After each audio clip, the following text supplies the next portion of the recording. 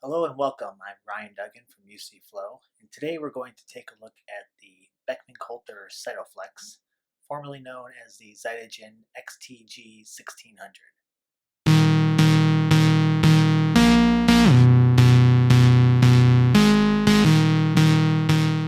If you think back to Cyto 2013, you may remember a company called Zytogen, who introduced a small, compact, low-cost but high-performance analyzer with 1 to 3 lasers and 2 to 9 colors.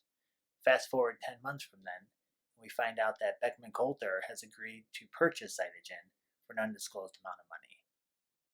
What Zytogen attempted to do was to manufacture each of the components of the cytometer in-house in their facilities in China. Everything from the fluidic system to the detector blocks, all the electronics, even the lasers themselves, they made in-house. All of this made for a very inexpensive instrument to manufacture, but still retained high quality and high performance. The instrument itself is quite small, pretty much as small as anything you'll find on the market today. It's about the same footprint of the BD Acuri C6, just a little bit taller. And the amazing thing is that when you start opening up the lids and the front cover of the instrument, you'll see that there's a ton of empty space inside. I hear that that might be prime location for a multi-well sampling plate loader, but we'll have to see if that actually pans out. So let's talk about the hardware. From the outside, you can see that the instrument looks pretty cheap. You can really appreciate a lot of the cost-saving measures that went into making this instrument. This is especially true when you start opening up the lids.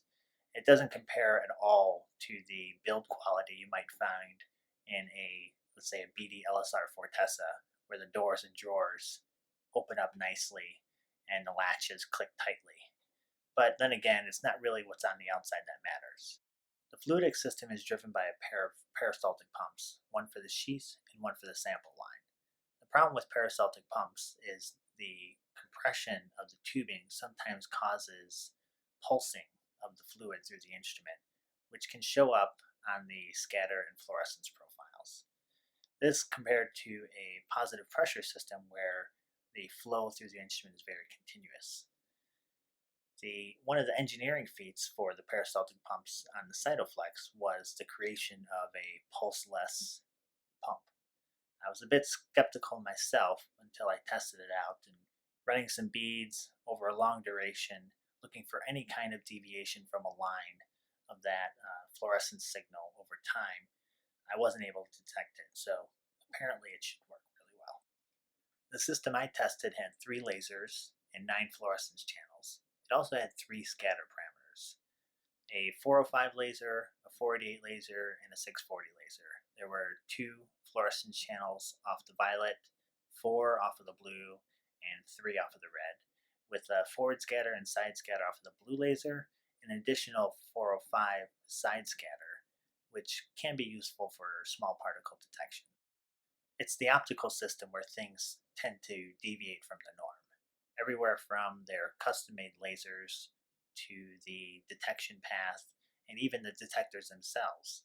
Traditionally, we'll use photomultiplier tubes or PMTs on analyzers, but the CytoFlex actually uses avalanche photodiodes. And it's in the way that the light is delivered to the diodes where most of the ingenuity comes into play. The light coming from the cell after it's interrogated by the laser is collected by a fiber optic, no different than lots of other instruments. But on the other side of that, where the fiber delivers fluorescence to the detector block, is where something unique happens. Instead of using a series of dichroic filters to split up the light, this uses wavelength division multiplexing, which is a strategy from the telecommunications field.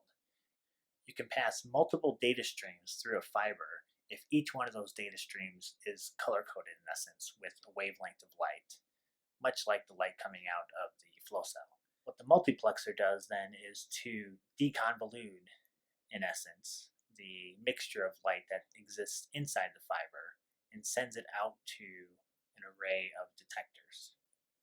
A final cleanup bandpass filter is then in line with that light, and then the light terminates at the avalanche photodiode.